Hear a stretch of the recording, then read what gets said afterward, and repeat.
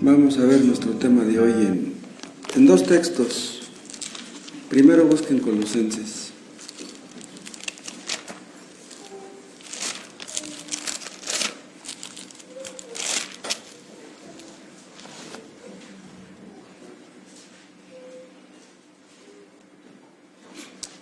¿Lo tienen? Colosenses 3:12. Vestíos pues como escogidos de Dios, santos y amados, vean, de entrañable misericordia, de benignidad, de humildad, de mansedumbre, de paciencia. Nuestro tema de hoy es la mansedumbre. Aquí menciona la humildad y después la mansedumbre. Podemos decir que la mansedumbre se deriva de la humildad. ¿Quién puede vestirse de estas cosas? Dice, los escogidos de Dios, los santos, los amados de Dios. La humildad y la mansedumbre, la misericordia y la paciencia que se mencionan en este versículo son frutos del Espíritu Santo. O sea, solamente los creyentes verdaderos pueden vestirse de esto. Se desvisten de lo que tenían en Adán y se visten de lo que tienen en Cristo. Esto habla de nuestra responsabilidad, es algo que lleva tiempo, es un proceso, pero debemos vestirnos de estas cosas. Pero enfatizaremos la mansedumbre, la humildad y la mansedumbre. Padre, te damos gracias porque podemos reunirnos para estudiar tu palabra. Los privilegios de que disfrutamos, Padre, son muchos. Haznos entender esto, que seamos agradecidos y que aprovechemos, Padre, tantas bendiciones que tenemos a la mano para nuestro crecimiento, para llegar a la madurez, que podamos vestirnos de estas cosas, de estos frutos espirituales, que nos adornen y que sean de bendición para nuestras vidas y para todos los que nos rodean, para toda tu iglesia. Haznos aptos, Padre, para hacer todas estas cosas. En el nombre de Jesús. Amén. Veíamos el otro día el tema de la humillación de Cristo. Y en ese mismo tema veíamos cuando Jesús dijo, aprended de mí que soy manso y humilde de corazón. Y veíamos lo que es la humildad verdadera. La humildad verdadera consiste en pensar en los demás. Somos librados de egoísmo cuando aprendemos a pensar en los demás. Pero esto lo pueden hacer solamente los que han nacido de nuevo, los creyentes, porque los que no son creyentes son egoístas, nomás piensan en ellos. Lo que les duele, lo que les preocupa, lo que les aflige, sus sueños, sus ilusiones, etc. Pero los creyentes queremos hacer la voluntad de Dios, queremos ser útiles a nuestros semejantes. Acabo de decirles que la mansedumbre se deriva de la humildad. La mansedumbre tiene dos aspectos. Debemos ser mansos ante Dios, pero también mansos ante los hombres. Mansos delante de Dios significa que vemos sus tratos para con nosotros como buenos. Dios es justo. Dios hace siempre lo correcto.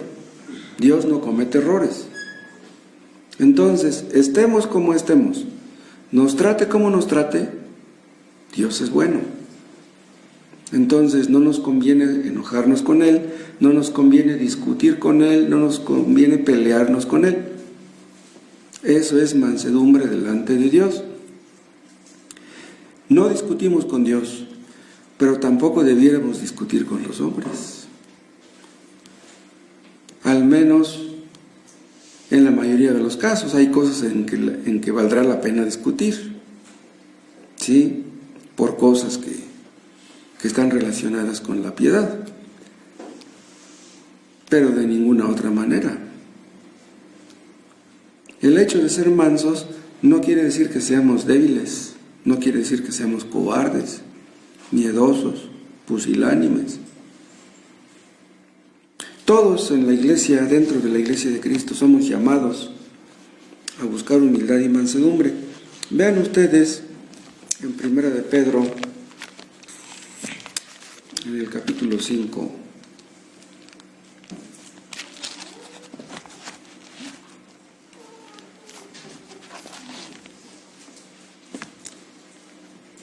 Primera epístola de Pedro 5:5. Igualmente, jóvenes, estad sujetos a los ancianos y todos sumisos unos a otros. O sea, dentro de la iglesia de Cristo la soberbia no cabe. Sumisos unos a otros, revestidos de humildad, porque Dios resiste a los soberbios y da gracia a los humildes. Aquí donde dice Dios resiste a los soberbios, quiere decir que Dios se opone a los soberbios, y no de manera pasiva, sino activa. Dios frustra los planes de los soberbios. Y dice el 6, humillaos pues bajo la poderosa mano de Dios, para que Él los exalte cuando fuere tiempo. Nos ponemos en sus manos, nos humillamos, y Él nos exaltará si quiere exaltarnos, cuando Él diga, si quiere hacerlo. Dice en el versículo 5, igualmente jóvenes, en la versión antigua dice mancebos. Todos en la iglesia, jóvenes creyentes o viejos creyentes o ancianos creyentes, a nadie nos queda la soberbia. Todos debemos buscar humildad, todos debemos buscar mansedumbre. Debemos aprender que Dios nos enseña a todos a evaluarnos en la presencia de Dios. ¿Y qué es lo que vemos cuando lo hacemos de todo corazón, cuando lo hacemos sinceramente? Que nos vemos como lo que somos, gusanos delante de Dios. La soberbia es el resultado de la ignorancia. Los soberbios aparentan, fingen, creen que valen mucho, exigen el respeto de sus derechos, aunque ellos no respeten los derechos ajenos. Dios siempre quiere decirnos la verdad acerca de lo que somos, de quiénes somos. Veíamos el domingo el tema de la depravación del hombre. Un creyente no puede decirse que sea un depravado, pero algo de eso tenemos. O sea, la depravación que tuvimos antes de ser convertidos, ahí están los vestigios todavía. Dios nos humilló en los inicios de la vida cristiana. Para que una persona llegue a ser salva, tiene Dios que humillarla, tiene que bajarla de su pedestal, tiene que bajarla de su caballo. Dios humilla a todos los que han de ser salvos. Nos hace caer de rodillas delante de Él. Nos hace ver que es inútil que estemos peleando contra Él. Nada ganamos. Dios nos quita todas nuestras excusas. Díganme, ¿qué merecemos? ¿Exigiremos justicia? Ay de nosotros, si Dios nos fuera a dar justicia, nada más. Si Dios nos tratara como merecemos, ¿saben qué? Hace tanto tiempo que estaríamos muertos. Los inconversos no pueden tener esto, no pueden tener humildad ni mansedumbre. Ellos creen que si es necesario que sean salvos, si es necesario la salvación, si es necesaria, pues ellos tienen méritos, hacen cosas buenas, creen que se salvarán por sus hechos, por sus esfuerzos, por sus méritos. El corazón les engaña.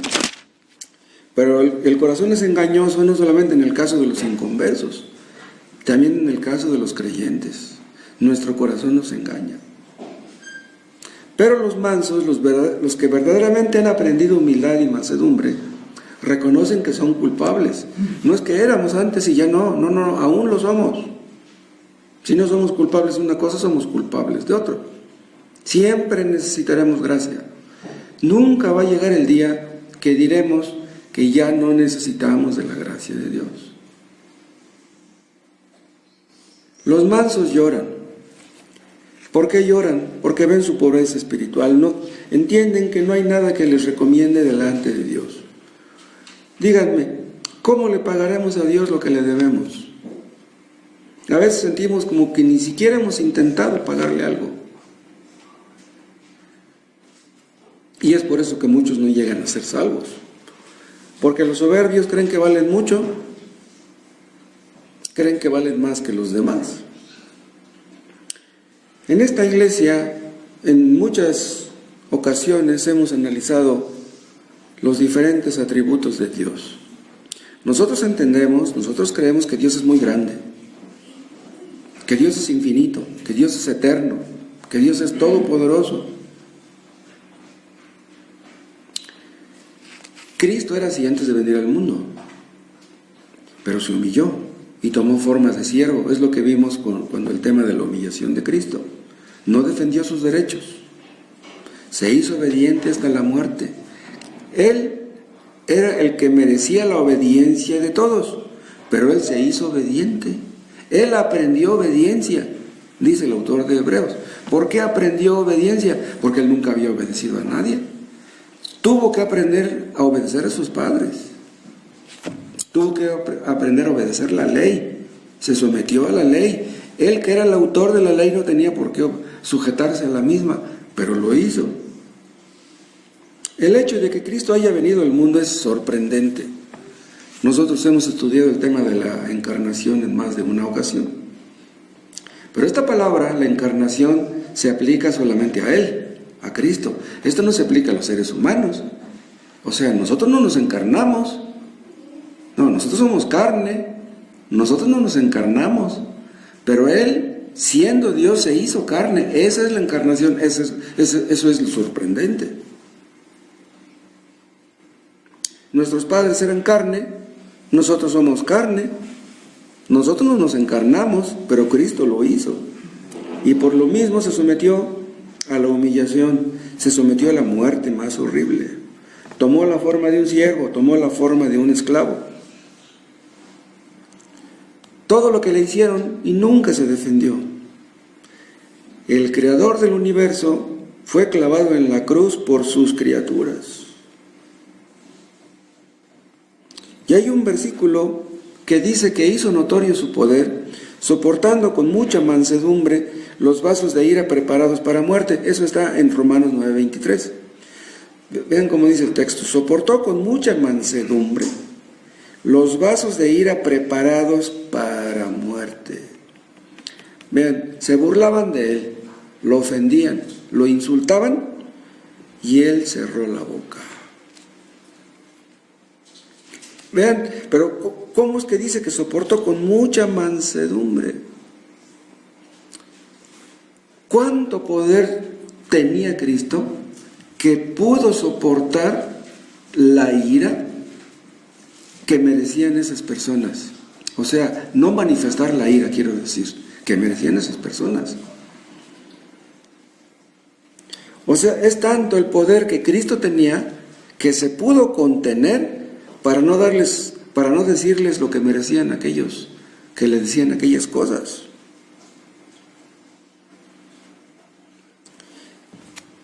Esa mansedumbre la demostró Cristo y Dios la demuestra siempre. Los hombres se ríen de Dios, blasfeman, hablan en contra de Dios y Dios se queda callado. Esas personas merecen la muerte, pero Dios se queda callado. Cristo soportó las críticas, las burlas, las ofensas de sus criaturas. Siendo rico se hizo pobre. Él no fue dueño de nada. Fue sepultado en una tumba prestada. Fue tratado como un criminal cuando era inocente. Ahora vean, Cristo se humilló. Nosotros, bueno, Él se humilló siendo inocente. Nosotros sí somos culpables. ¿No nos humillaremos? Si Él siendo inocente se humilló, ¿qué diremos nosotros? Vean Santiago en el capítulo 1.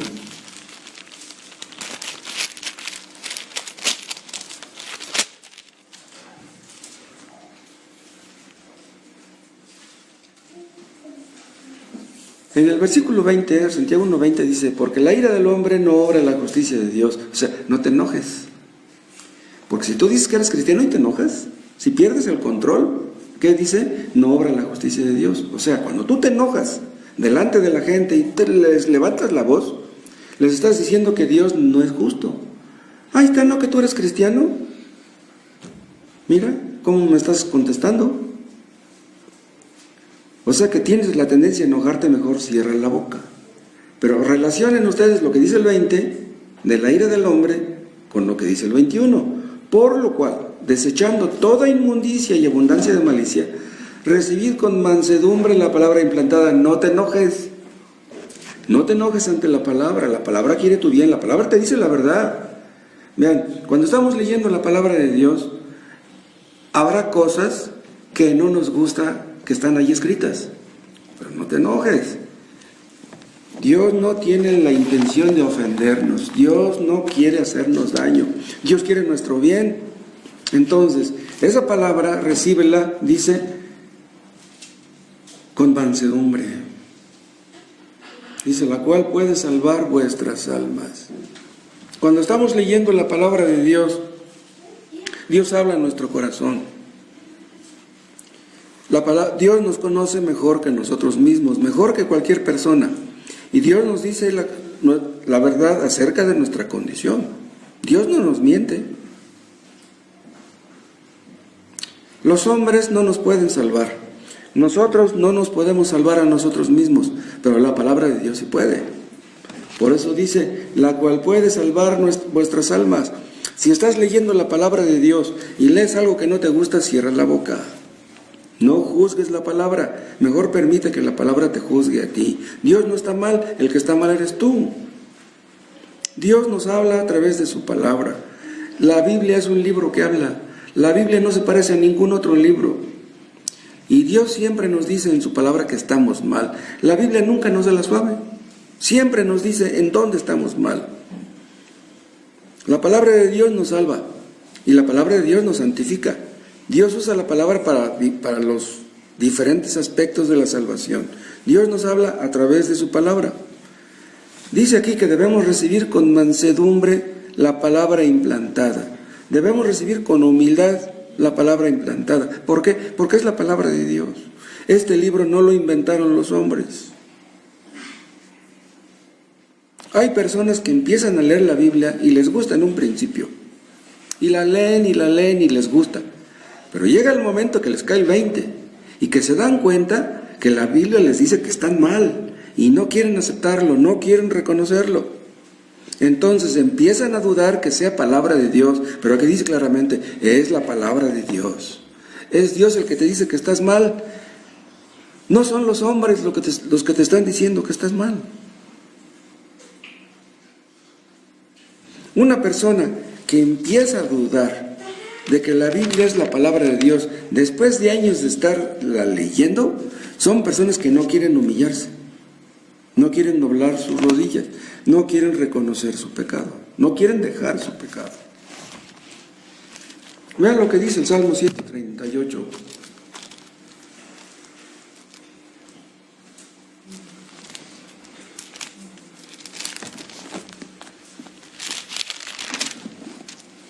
Salmo 138, versículo 2. Me postraré hacia tu santo templo y alabaré tu nombre por tu misericordia y tu fidelidad. ¿Por qué? Porque has engrandecido tu nombre y tu palabra sobre todas las cosas. Vean, aquí David está colocando la palabra en el mismo nivel que el nombre. Has engrandecido tu nombre y tu palabra sobre todas las cosas. Tan grande es Dios como su palabra. ¿Por qué? Porque su palabra proviene de Él, proviene de su boca. Cada palabra que está aquí. Estaba leyendo el comentario del Salmo 119 y me llama la atención que muchos dicen acerca de ese Salmo que es una antología, una recopilación que hizo David de diferentes citas de personajes de aquel tiempo. O sea, eran frases que eran conocidas en aquel tiempo. Entonces David copió una frase y la escribió. Copió de otro fulano otra frase y la escribió. Y son 176 versículos, no los que tiene el Salmo 119. Entonces dicen, que fue juntando diferentes cosas y el resultado fue el Salmo 119, y yo dije, estos están locos. Dan a entender entonces que el Salmo 19 es producto de la mente humana, que a los hombres...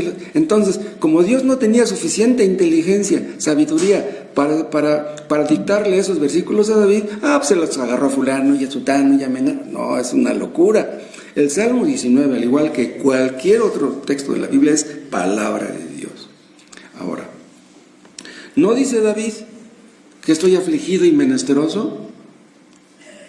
¿Por qué quiso Dios que David escribiera eso? David era perseguido, era odiado, etc. ¿Por qué le dijo Dios, escribe eso, David? No todo lo que David sufrió lo escribió en los Salmos, obviamente, no, todos los problemas que tuvo David pudieron haber sido miles. No, lo que está escrito es nada más lo que Dios quiso que David escribiera. ¿Pero por qué eso? Y no otro. Cada cosa que está escribiendo David serán cosas que le pasaron a David, pero es palabra de Dios. ¿Ustedes pueden entender eso? ¿Pueden conciliar eso?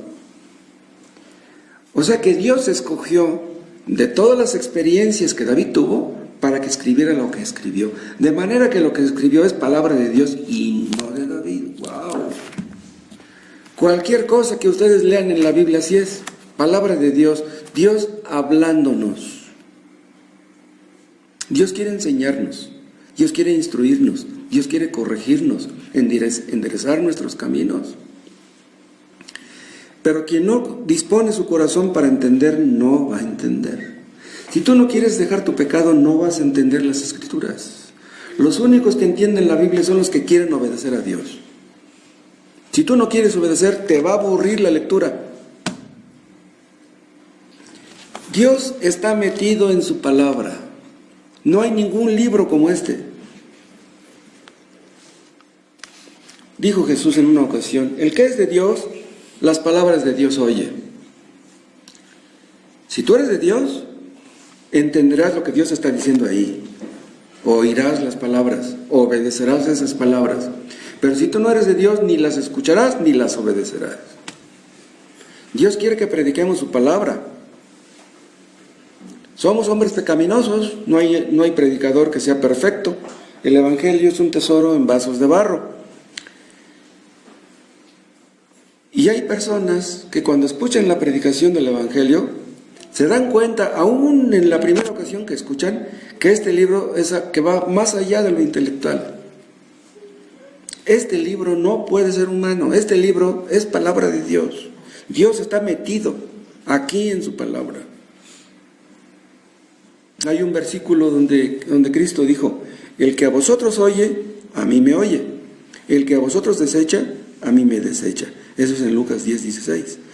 ¿Qué quiere decir esto? Que Dios habla por medio de hombres. Tú crees que desechas a los hombres, pero si los hombres predican la palabra de Dios y tú los desechas, estás desechando a Dios. Desechas la palabra de Dios y desechas a Dios. Vean un texto en Hechos, en el capítulo 10.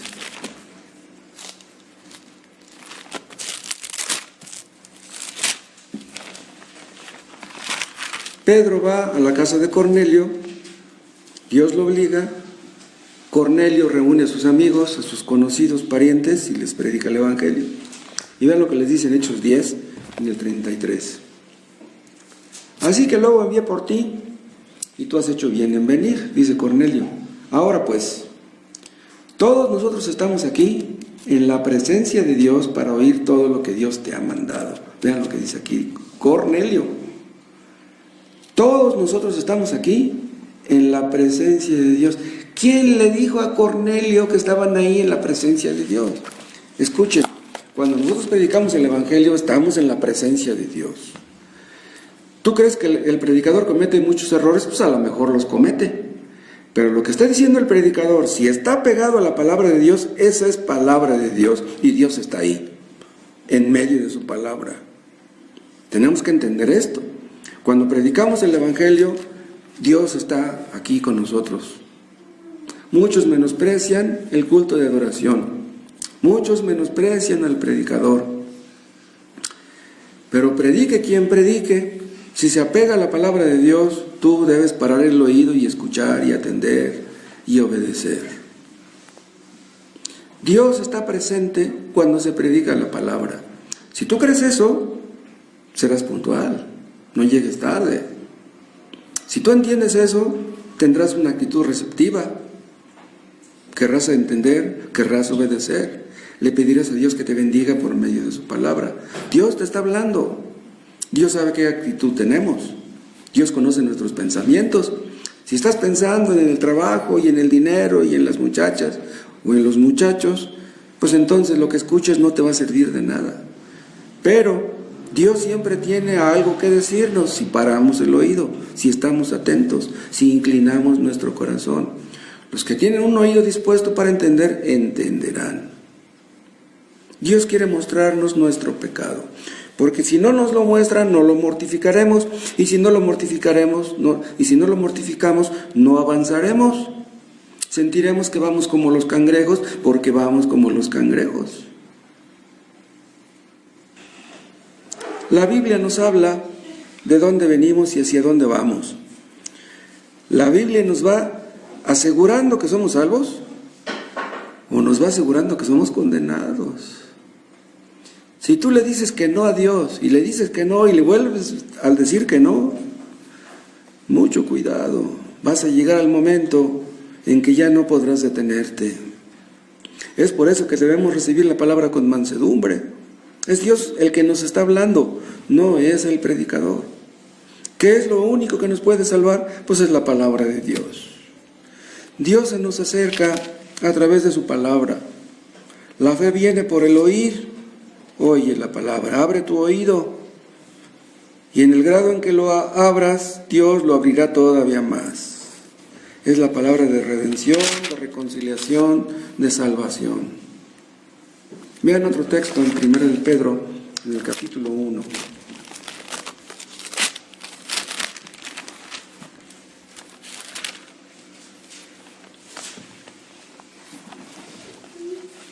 Primera epístola de Pedro 1:23, siendo renacidos, no de simiente corruptible, sino de incorruptible, por la palabra de Dios que vive y permanece para siempre. Esta palabra renacidos habla del nuevo nacimiento.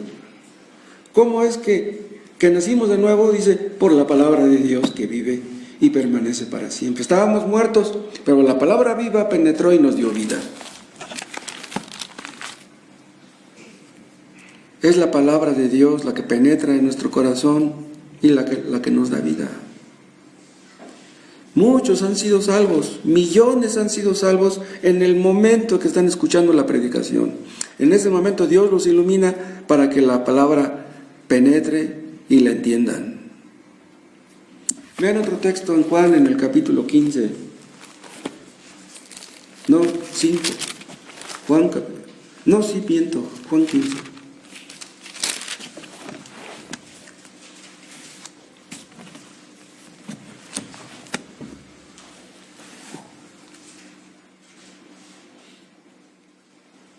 Juan 15:3. Ya vosotros estáis limpios por la palabra que os he hablado. ¿Qué quiere decir esta palabra limpios? Hemos hablado acerca de este tema. Acuérdense que no todos los apóstoles estaban limpios, nada más 11. Entonces, aquí donde dice, ya vosotros estáis limpios, es lo mismo que decir, ya vosotros estáis justificados.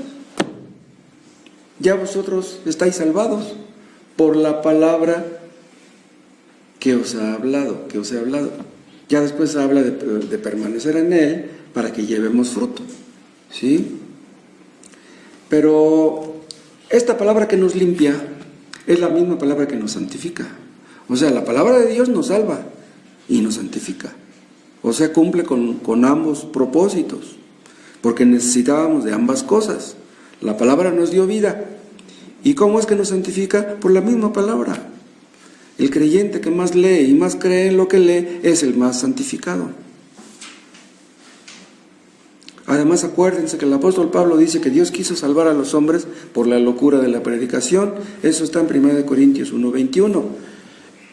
por la locura de la predicación según los inconversos, porque los inconversos no pueden creer que la predicación sea el medio usado por Dios para la conversión de los pecadores. O sea, la predicación no parece ser un medio apropiado, adecuado para salvar, pero es exactamente lo que Dios hace. Claro que no nada más salva a través de la predicación, tiene otros medios también, pero el principal es la predicación. Vean otro texto aquí mismo, Juan, en el capítulo 12,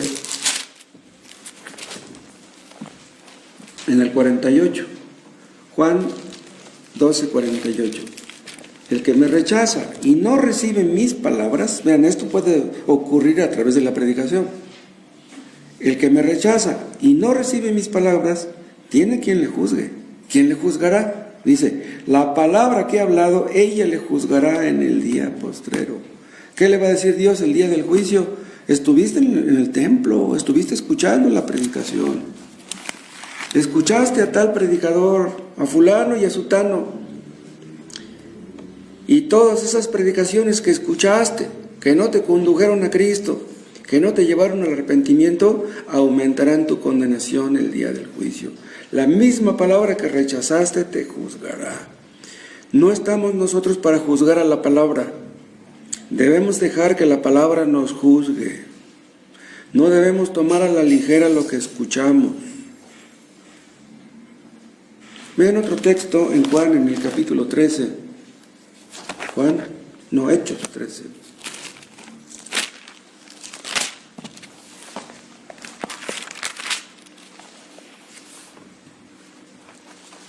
Hechos 13, 46.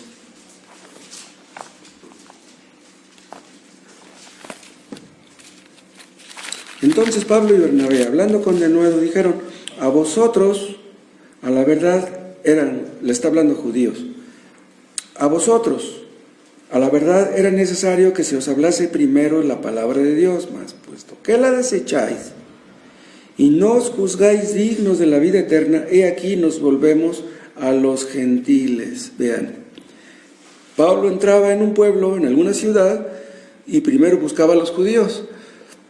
Y vean lo que le está diciendo a los judíos que le rechazaron. Dice, como ustedes, dice, no os juzgáis dignos de la vida eterna, he aquí nos volvemos a los gentiles. Vean, los que creen que se van a salvar por sus obras,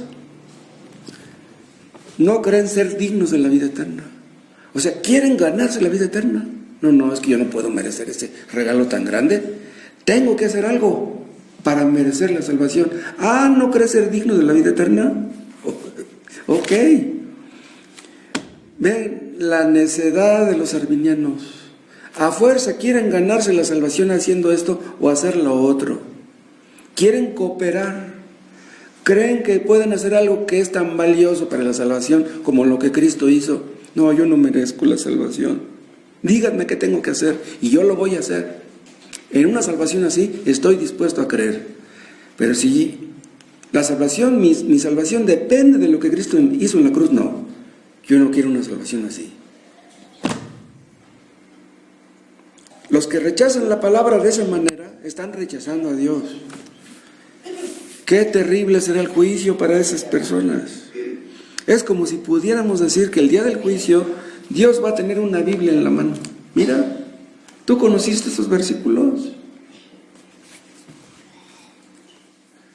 Dice Isaías que mi palabra no volverá vacía. Predicamos la palabra de Dios y la palabra no vuelve vacía.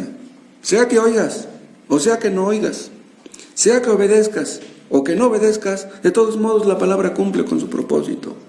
¿No quieres ser salvo? Ok. Una de dos, o es palabra de salvación o es palabra de juicio, o es olor de vida o es olor de muerte. Y hay una parte donde Jesús dice, si yo no hubiera venido ni les hubiera hablado, no tendrían pecado, mas ahora no tienen excusa por su pecado. ¿Qué excusa tendrán el día del juicio los que mataron a Cristo? ¿Qué excusa tendrá el día del juicio Judas Iscariote? Entonces vean ustedes, hay más responsabilidad, hay más culpa, habrá mayor juicio para los que no hacen caso. Lees la Biblia y no das tu brazo a torcer. Lees la Biblia, te aprendes los versículos de memoria, pero no quieres obedecer lo que has leído. Al que más se le da, más se le demandará. Es un gran privilegio tener la palabra de Dios en la mano. Pero ¿de qué sirve que leas si no obedeces? No se te olvide una cosa, que el día del juicio unos serán azotados mucho, otros serán azotados poco. ¿Qué quiere decir esto? Que habrá diferentes grados de castigo en el infierno. ¿Quiénes serán los más castigados? Los que más conocieron la palabra de Dios y menos la obedecieron. Los que no conocieron la palabra tendrán una excusa.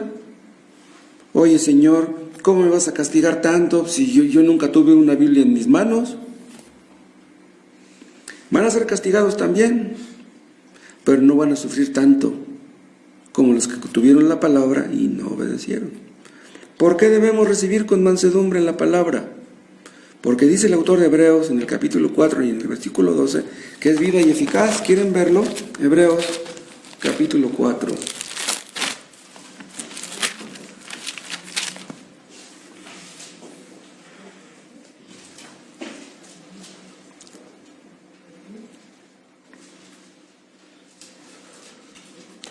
Vean Hebreos 4:12, porque la palabra de Dios es viva. ¿Qué quiere decir que es viva? En contraste con la palabra de los hombres, que es palabra muerta.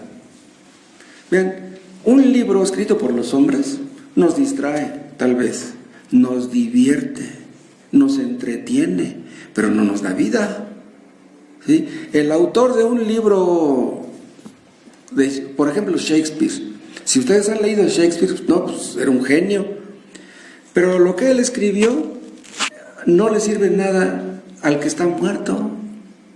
Pero la palabra de Dios lo que quiere es que salgas de las tinieblas, que salgas del hoyo, quiere que te arrepientas de tu pecado. Es la palabra viva que quiere penetrar, que quiere darte la vida. ¿La rechazas? La muerte. Serás confirmado en la muerte. La palabra nos enjuicia.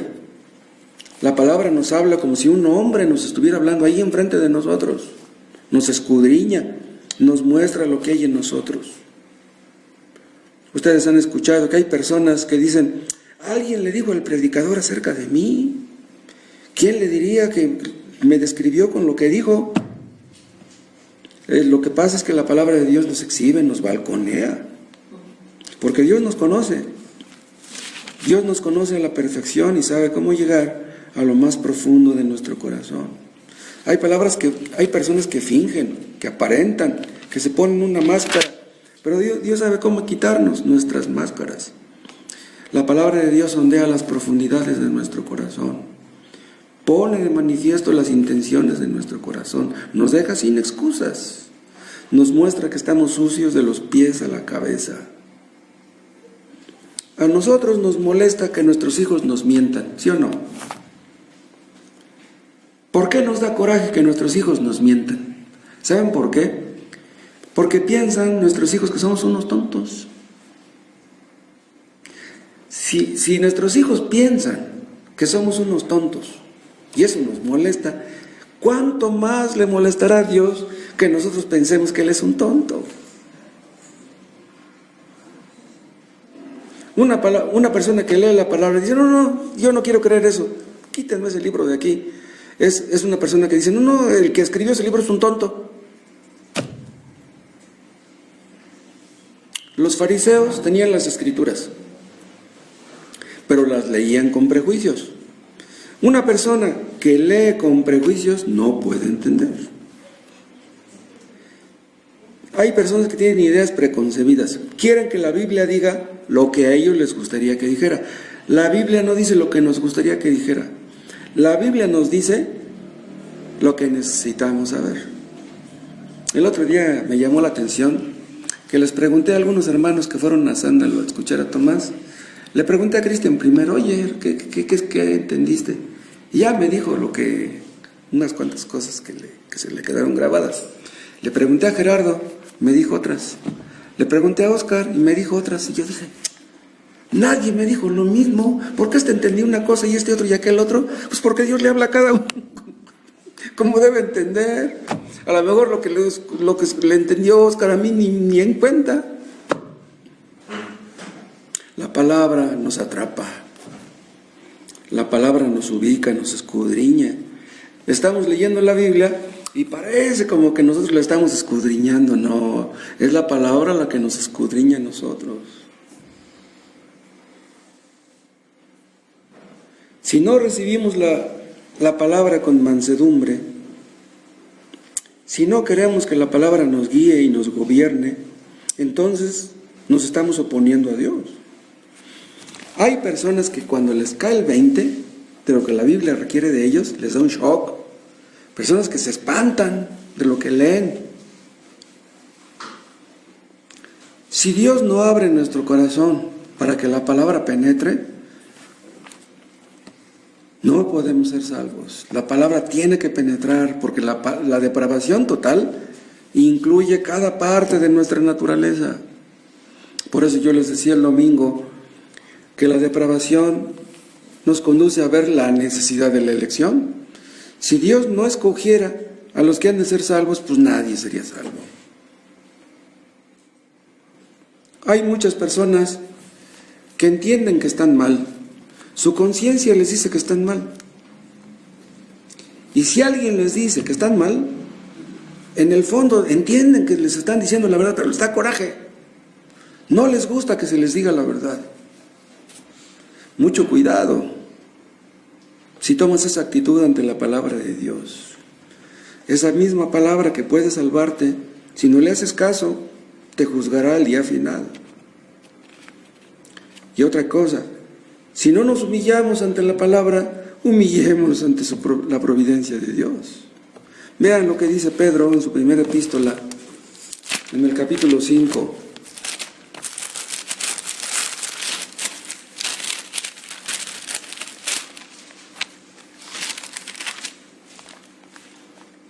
Vean el versículo 6. Ya vimos este texto, véanlo de nuevo. Primera de Pedro 5, 6.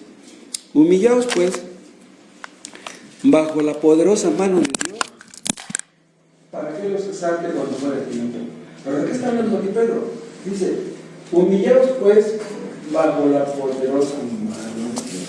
Venga, acuérdense de que ¿a quién está escribiendo Pedro?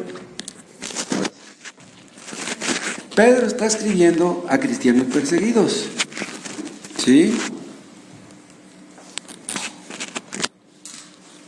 ¿Se está usando este? Sí, ¿Sí?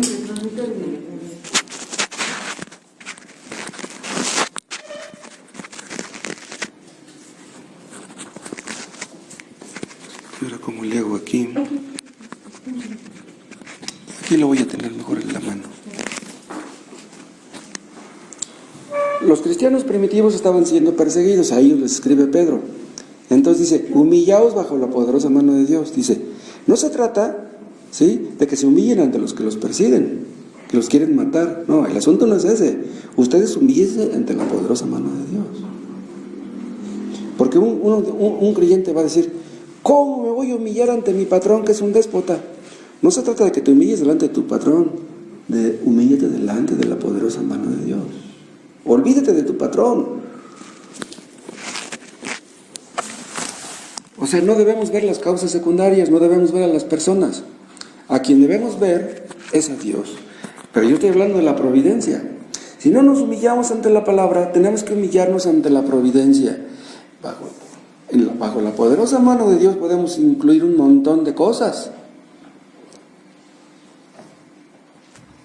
Pero nos humillamos ante la poderosa mano de Dios. ¿Por qué? Porque es la mano de Dios.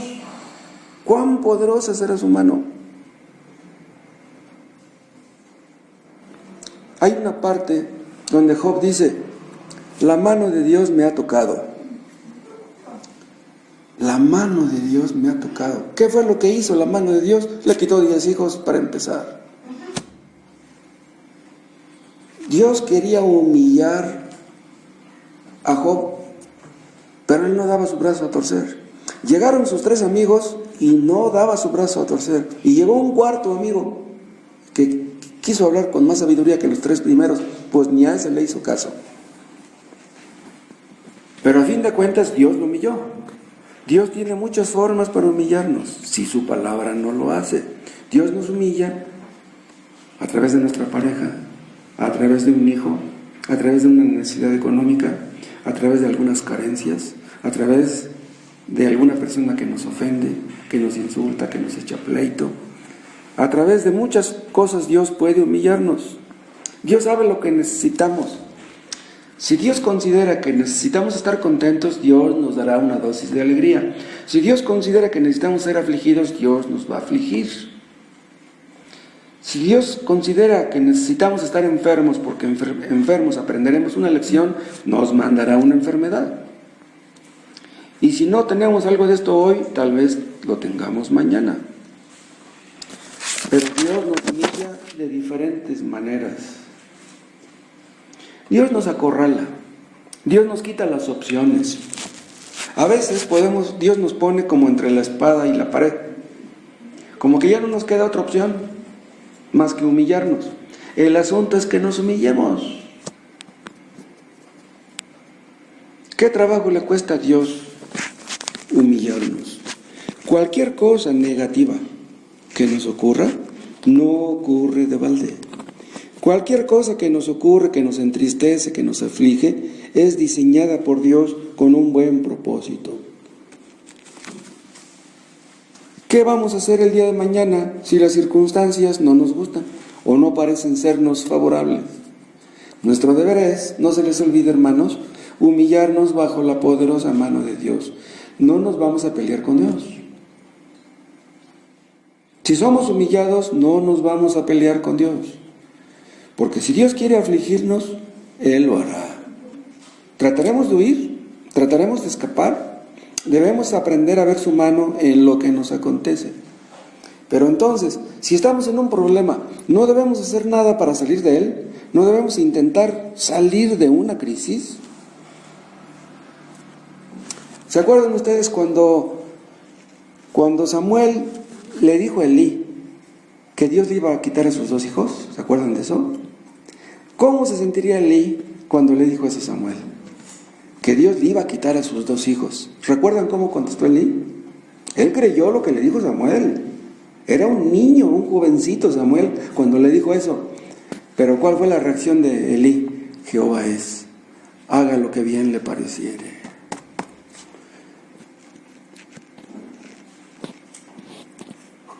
Elí reconoció que había sido un mal padre.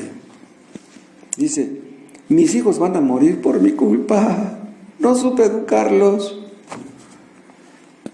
Pero él reconoció que Dios tenía todo derecho de eso y demás. ¿Cómo reaccionó Job cuando Dios le quitó sus 10 hijos? Jehová dio y Jehová quitó. Sea el nombre de Jehová bendito. Que Dios nos libre de ser rebeldes, porque la falta de sumisión empeora las cosas. Dios resiste a los soberbios y da gracia a los humildes. Todos debemos ser sumisos. Y dice Job en el capítulo 9 y en el versículo 4, ¿quién se endureció contra él y le fue bien? Este versículo es para dar miedo.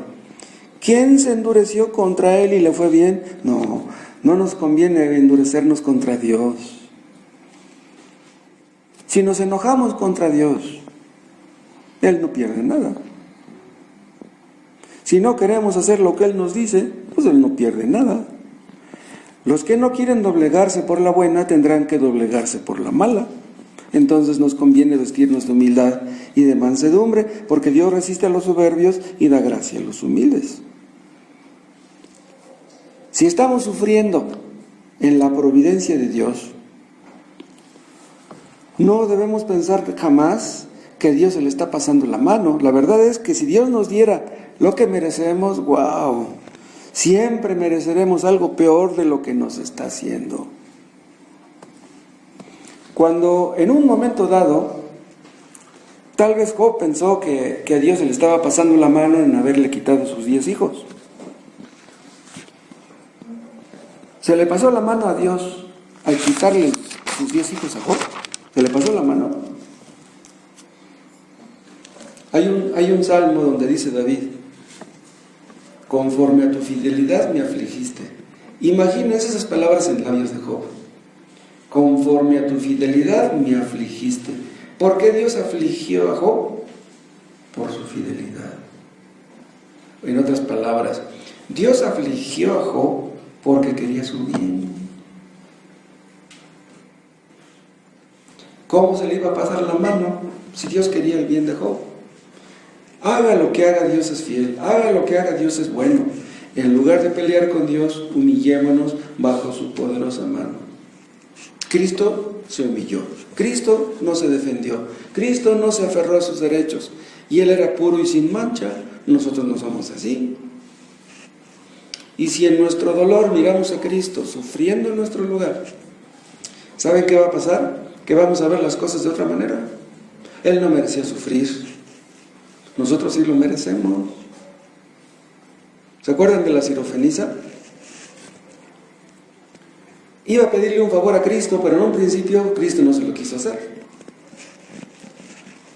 En lugar de darle lo que le pedía, Cristo la ofendió, la humilló.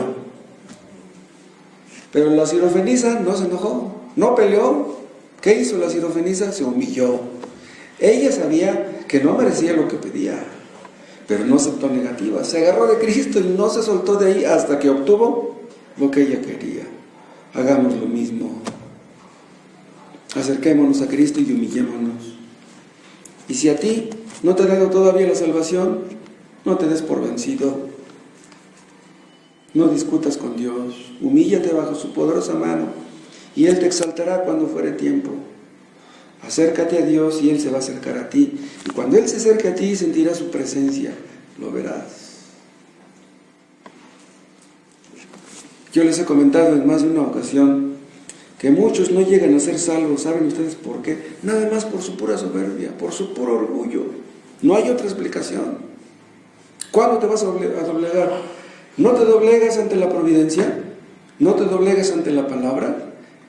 ¿Qué te va a hacer Dios para que te doblegues? ¿Te va a mandar un cáncer? ¿Te va a mandar un SIDA?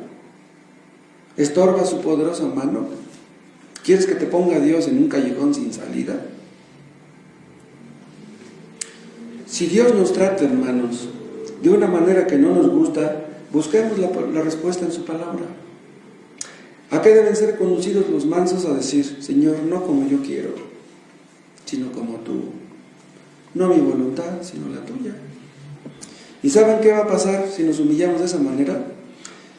Echaremos sobre Él nuestra carga y Él nos exaltará cuando fuera tiempo. Si nunca te has arrepentido antes, hazlo ahora. Si te humillas delante de Dios y doblas tus rodillas, Dios te perdonará todos tus pecados y tendrás paz con Dios. El mismo Dios que nos humilla nos exaltará. Esta es palabra de Dios. ¿Cómo reaccionas tú ante ella?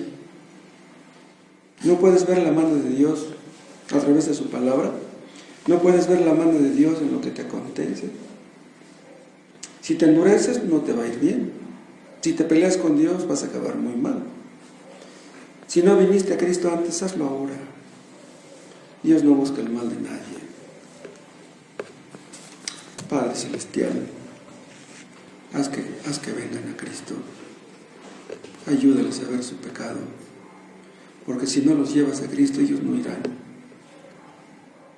Solamente tú puedes vencer el orgullo de los hombres. Líbranos, Dios, de discutir contigo. Danos tu gracia para doblar nuestras rodillas delante de ti. Todos los que estamos aquí en este lugar, ay de nosotros si nos fueras a dar lo que merecemos. Gracias por tu palabra.